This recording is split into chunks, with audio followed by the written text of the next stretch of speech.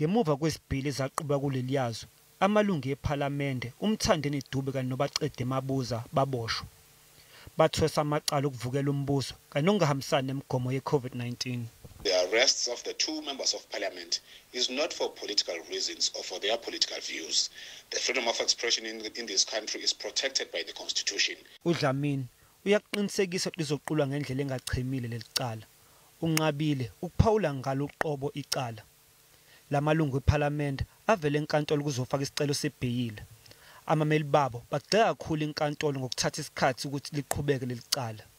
The other ground for opposition was that there was a likelihood that they would interfere with Crown evidence, and further that granting them bail would not be in the interests of justice, because the public would lose faith in the justice system if they granted them bail.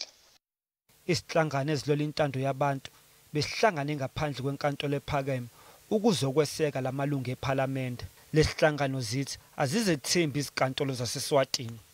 The judge is not likely to say what the king does not want to hear, because as we speak, we have Judge Mabuza, who is in Namibia, was dismissed because he took a judgment that the king did not want to hear. Isinqumo sesicelo sebheyili sigodliwe.